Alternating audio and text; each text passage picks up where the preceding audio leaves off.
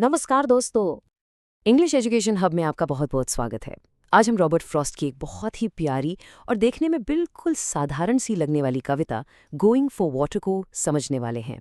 हम सिर्फ इसका लाइन बाय लाइन मतलब ही नहीं जानेंगे, बल्कि इसमें छुपे हुए एहसासों, बचपन की वो मासूमियत और प्रकृति की खूबसूरती को भी महसूस करने की कोशिश करेंगे। तो चलिए मेरे साथ इस सफर पर। अच्छा, कविता में उतरने से पहले आइए इसके कवि रॉबर्ट फ्रॉस्ट को थोड़ा जान लेते हैं। फ्रॉस्ट, आप जानते हैं, अमेरिका के सबसे पसंदीदा कवियों में से एक थे। उनकी सबसे बड़ी खूबी क्या थी? वो गांव की जिंदगी और प्रकृति के बहुत ही आम पलों में से जिंदगी के बड़े बड़े सच निकाल लाते थे। उनकी कविताएं पढ़ने में तो आसान लगती हैं, पर उनके मतलब बहुत गहरे होते हैं। और गोइंग फॉर वाटर इसका एक बिल्कुल परफेक्ट उदाहरण है।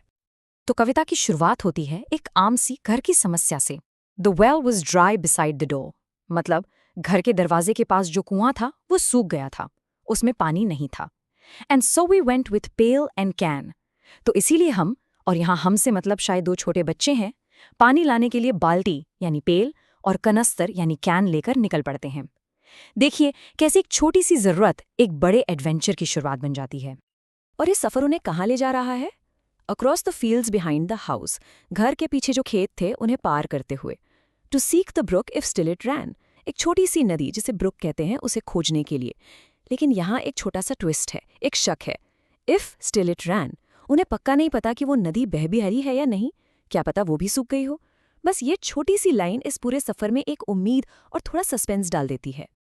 अब आप सोचेंगे कि पानी भरने का काम ये तो बोरिंग होगा, है ना? पर नहीं। फ्रॉस्ट लिखते हैं, not loath to have excuse to go. Loath का मतलब होता है किसी काम को करने में हिचकिचाना या बेमन से करना। तो नॉट लोथ का मतलब हुआ कि वो इस काम को करने के लिए बहुत खुश थे। उन्हें तो बाहर जाने का ये बहाना चाहिए था। और भला क्यों नहीं? Because the autumn eve was fair, क्योंकि वो पतझड़ की एक बहुत ही सुहानी शाम थी। हाँ, ये सच है कि शाम थोड़ी चिल थी, यानी उसमें हल्की ठंडक थी, पर उन्हें इसकी कोई परवाह नहीं थी। और इसकी वजह बहुत खूबसूरत है। Because the fields were ours and by the brook our woods were there. क्योंकि वो खेत और वो जंगल उनके अपने थे। ये जो अपनेपन का एहसास है ना, ये उस ठंडी हवा को भी खुशनुमा बना देता है। जब कोई जगह आपको अपनी लगती है तो वहाँ का हर एक पल एक रोमांच बन जाता है। और यहाँ बच्चों की खुशी और उनकी कल्पना अपनी ऊंचाई पर है। We ran as if to meet the moon, वो ऐसे दौड़े मानो चांद से मिलने की रेस लगा रखी हो। That slowly dawned behind the trees, वो चांद जो पेड़ों के पीछे से धीरे धीरे निकल रहा था। तो अब ये सिर्फ पानी लाने का सफर नहीं रहा, ये तो बच्चों के लिए एक खेल बन गया है, एक जश्न बन गया है, जिसमें चांद भी उनका दोस्त है। लेकिन एक तरफ जहाँ बच्चे इतने उत्साहित हैं, वहीं दूसरी तरफ प्रकृति बिल्कुल शांत है, एकदम खामोश। The barren boughs without the leaves, पेड़ों की डालियों पर एक भी पत्ता नहीं, वो बिल्कुल सूनी है। Without the birds without the breeze, न किसी पक्षी की आवाज़ है, न हवा की सरसराहट। फ्रॉस्ट इन लाइनों से एक गहरी चुप्पी का माहौल बनाते हैं, जो बच्चों की चंचलता से बिल्कुल उल्टा है। और जैसे ही वो जंगल में कदम रखते हैं, उनका मूड भी एकदम बदल जाता है। But once within the wood we paused, जंगल के अंदर आते ही उनका भागना दौड़ना सब बंद हो गया। वो ठहर गए। और कैसे ठहरे? Like gnomes that hid us from the moon, जैसे परियों की कहानियों वाले बौने होते हैं ना, जो चांद से छिप रहे हों। जंगल का वो जादुई माहौल उनके खेल को भी एक नया रूप दे देता है। देखिए, यहाँ फ्रॉस्ट ने एक बहुत ही खूबसूरत पोएटिक डिवाइस का इस्तेमाल किया है, जिसे हम सिमिली कहते हैं। जैसा कि आप स्लाइड पर देख रहे हैं, सिमिली में लाइक या एज जैसे शब्दों का इस्तेमाल करके दो अलग अलग चीज़ों की तुलना की जाती है। यहाँ बच्चों की तुलना नॉर्म्स यानी बौनों से की गई है, और ऐसा करके कवि ने इस पूरे सीन में एक जादू सा भर दिया है। तो अब बच्चे लुका छिपी खेल रहे हैं। Ready to run to hiding new with laughter when she found us soon. वो पूरी तरह तैयार हैं कि जैसे ही चांद यानी शी उन्हें ढूंढ लेगी, वो हंसते हुए किसी नई जगह छिपने के लिए भाग जाएंगे। यहाँ एक और मजेदार बात है, चांद को शी कहा गया है। इसे पर्सोनिफिकेशन कहते हैं, जब हम किसी बेजान चीज को इंसान मान लेते हैं। तो यहाँ चांद भी उनके खेल का एक जीता जागता किरदार बन गया है। खेल चल रहा है और अचानक माहौल फिर से बदलता है। एक सस्पेंस का पल आता है। Each laid on other a staying hand, दोनों ने एक दूसरे पर हाथ रखकर रुकने का इशारा किया। पर क्यों? To listen even dead to look, देखने की हिम्मत करने से पहले वो कुछ सुनना चाहते थे। एयर एक पुराना इंग्लिश शब्द है जिसका मतलब होता है बिफोर यानी पहले। तो वो अपनी आंखों से ज्यादा अपने कानों पर भरोसा कर रहे हैं।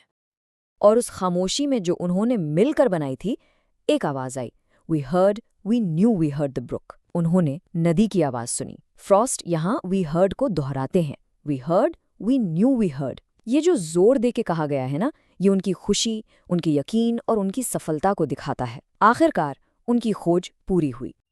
अब कवि उस आवाज की खूबसूरती बताते हैं। वो आवाज ऐसी थी जैसे कोई संगीत का एक अकेला सुर हो, एक नोट हो। अ स्लेंडर टिंकलिंग फॉल, एक पतली सी धार की खनकती हुई आवाज। टिंकलिंग एक ऐसा शब्द है जिसे सुनकर लगता है जैसे कोई छोटी छोटी घंटियां बज रही हों। पानी की आवाज में भी कितना संगीत है ना। और कविता इन दो आखिरी लेकिन सबसे पावरफुल तस्वीरों के साथ खत्म होती है। जो पानी की बूंदें शांत तालाब पर तैर रही थीं, वो लग रही थीं लाइक पर्ल्स, बिल्कुल मोतियों की तरह। और जो पानी की धार नीचे गिर रही थी, वो चमक रही थी अ सिल्वर ब्लेड की तरह, यानी एक चांदी की तलवार की तरह।